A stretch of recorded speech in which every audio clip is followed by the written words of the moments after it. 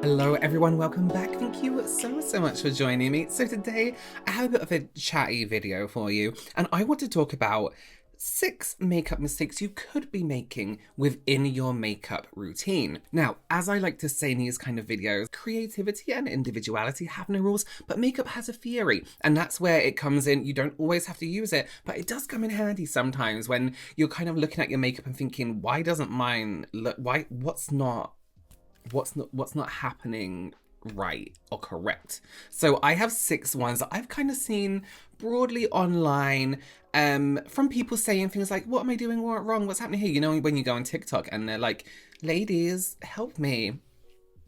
I can help you too. Just before getting to that, if this is your first time here, hi, I'm Robert. I'm a professional makeup artist here on YouTube. Also in real life, it's my goal to help you become a pro yourself or just someone who's good at makeup. So if that sounds like something you are interested in, then do please consider subscribing. Okay, let's get into our first mistake. Something I see a lot, and you would have seen me, if you follow me on any kind of social media, you would have seen me kind of complain a lot about how professionals, and I wouldn't say professionals actually, salons and people who are being taught makeup recently are being taught to only use yellow undertone foundations, and along with that as well, a deeper foundation. You watch anything on TV, right?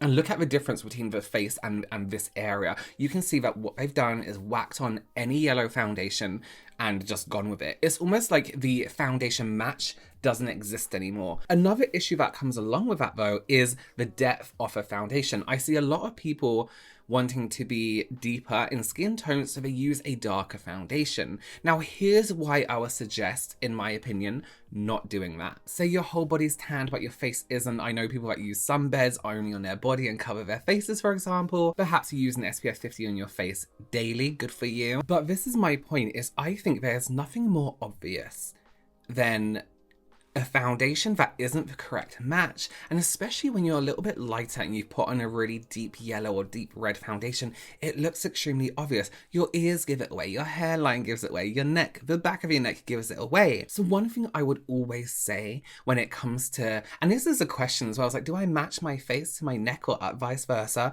When it comes to your face, match your face. I always will bronze to match the rest of the body. If somebody is darker, lighter, match their foundation because it looks like their skin. We can bronze this whole area here, even down the sides of the neck, into the hairline, and it almost give that diffused look into the deeper areas.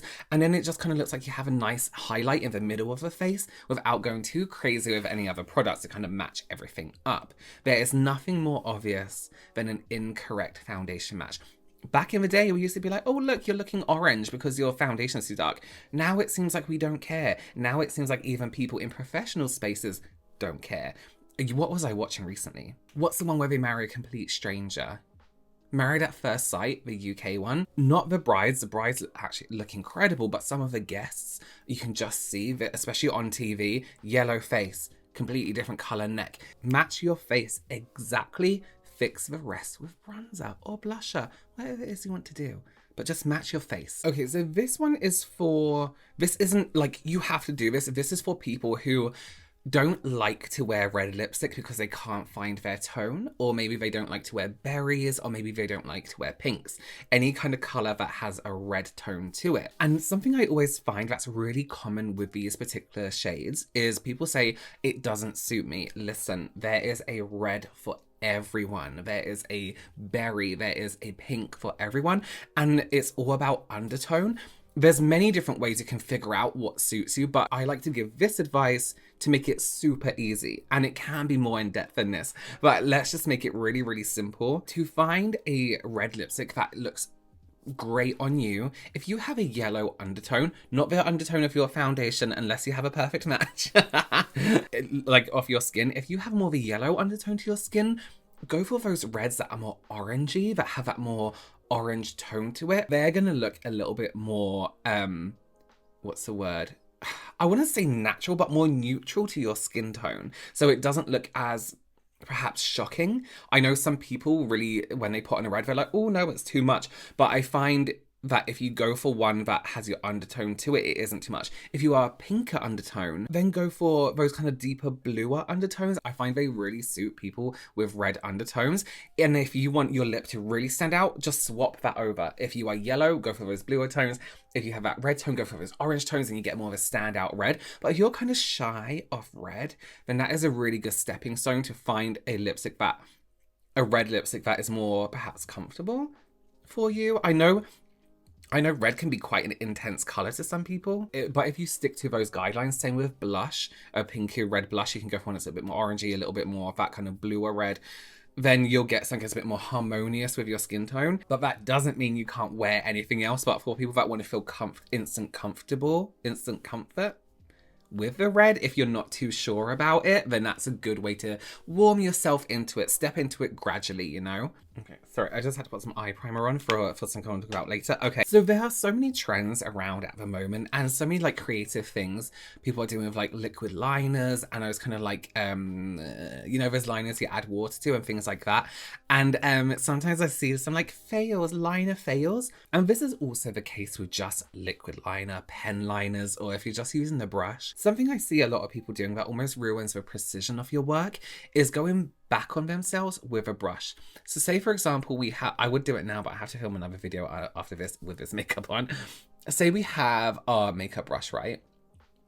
When we create a flick, we only really want to go this way. We can come back on ourselves and like go up here, but if we want to redefine that line, coming back on yourself is going to completely ruin your flick, basically, because you've got that precision with the one flick. Now trying to get dead on where you've created that flick and in a point, going back over, you're almost gonna like, I'll have to film this off camera and show you what I mean, but you're gonna ruin that flick. Once you've got that flick, that's it. Don't try and go back on it coming down this way. You can absolutely try and go back up this way because you're creating that flick again, but coming back this way, you're creating a solid end.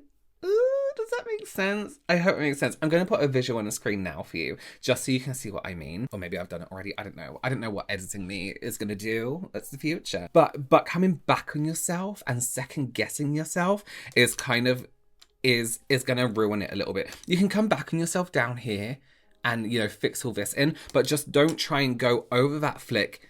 Come this way. Don't then go back this way, because then you're going to ruin the precision off that flick. Okay, our next little mistake here. I've put some eye primer on, but I have concealer under it because I wanted it to crease. And you know how much I hate concealer on an eyelid. It's a guaranteed crease. So just like this, you can see here, if this was eye primer, my eye primer doesn't crease. So I had to make that environment for it. But if this is eye primer, one thing I see people do is go straight on top of this with eyeshadow. When you're putting a powder on top of a crease like this, you're setting that crease in place. So before you're going to put on any eyeshadow, take a brush and just lightly buff out that crease, or you can even use your finger and just buff that in and then go on top with your eyeshadow. A lot of people let me just say, right, if you have to set your eye primer isn't that good. Eye primers aren't meant to crease. They're meant to like stay completely put where you put them. So if an eye primer is like set it with powder, it's not that good because you shouldn't have to. The whole point is that eye primers stop the oil coming in this way. You shouldn't have to set it from what's breaking down, you know what I mean? It's like saying like this eye primer prevents creasing, but it's gonna crease, so make sure you pair it with this other product to set it. Like that shouldn't, like get yourself a better eye primer. But yes, set any creases. Same with under the eyes, same with all that. You know, when people are doing that thing where they lift under the eye and then they set it, that's absolutely fine. Just make sure those creases are all gone, because once you powder it, that's it. Until it gets all oily later if you're greasy like me.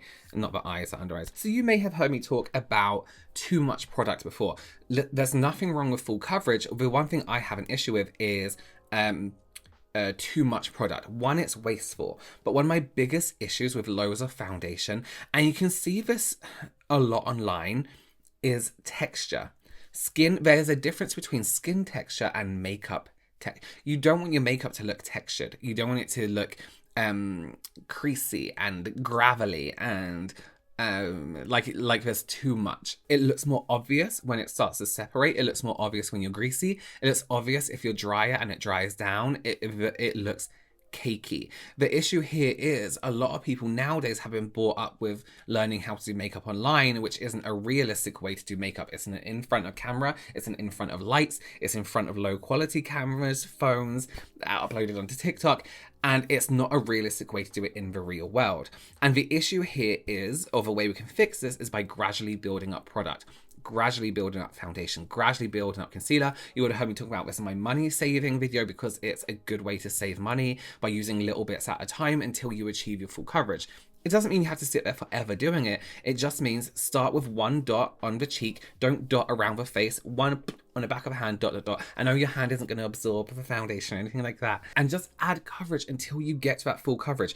If you're going to put loads on instantly, one, you're not taking notice of the texture that you're building up yourself. You may be adding texture to your skin and then complaining, why is there so much texture on my skin? Because you've used too much makeup. Makeup doesn't cover everything. It needs some help too. So for example, I'm so textured on my cheeks here. You can see if I put loads and loads of foundation on that, oh my God, oatmeal. It looks like oatmeal on my cheeks. If I start to get all greasy there, you just see all the texture, the foundation separating. Horrible. Oh, you know when you have popcorn and then for like hours, it's just caught in your gums. Oh, same again with under the eyes. Maybe your concealer is creasing. Too much product. Anywhere on your face that has movement, creases, folds, is gonna that's a fact of life. It's gonna crease. That's why we always have, and people are like, stop creasing. You can't really. The best you can do is prevent it from happening as quickly as it does. And things like eye primer can do that. What else can do that? Other things. Powders, of course, like a tiny bit of powder. But again, that's another thing. Building up powder slowly. Because if you just go straight and put loads on, that's the texture done. You can't go back. One thing I was always taught when I was learning makeup is to start with less and build up. Yes, makeup can come off, but you don't want to have to take everything off because you've used too much product. Slowly and gradually wins the race. I don't know. How do you relate that to makeup? I don't think you can. I need to do my eyebrows right.